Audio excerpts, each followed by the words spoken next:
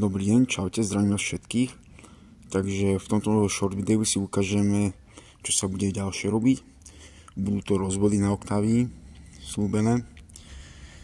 A čakali sme ešte na nejaké náradie k tomu, takže máme tu momentia, ktorý budeme potrebovať, plus gule nadstavce, ktoré máme vo výbave. Tu nám máme vlastne stupňový úťahovák. Tu nám máme odťahovací kľúč na napínák, napínaciu kladku. To vám ešte v tomto videu ukážem v podstate napínaciu kladku ako s ňou. A tu nám máme adaptáciu na rozvody, na remenice a na napínaciu kladku vlastne alternátora. Potom tu máme vlastne klasický ozúbený remeň na ovcu. Sme s tomu dostali vlastne, a ešte to sme vedeli, kedy sme to menili. Pri koľkatých kilometrov. Tu je tá napínacia kladka. Takže z tejto strany vidíme, tu máme aj šípku, takže do ktorej strany sa točí proti smeru hodinových ručičiek. 5 krát sa otočí, keďže tam máte na trni so skrutkou. 5 krát sa otočí vlastne proti smere hodinových ručičiek. A potom si osledujete vlastne kolečko, túto šípku, aby vám skončila tu medzi touto špárkou.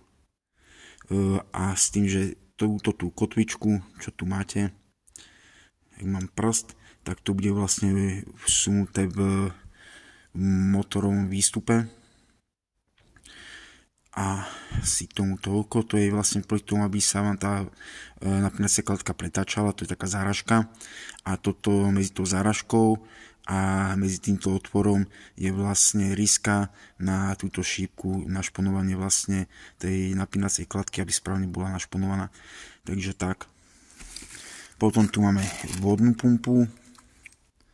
Voilà. Takže takto to vyzerá. Nezabudnite si kontrolovať, či máte túto gumičku.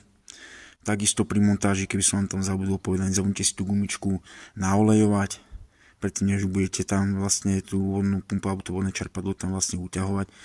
Uťahuje sa vlastne spôsobom ako keby kvázi do kríža a potom vlastne do kríža sa ešte doťahuje na určitý počet momentov, ktorý budete mať potom vo videu. Takže tak. Čo také ešte k tomu?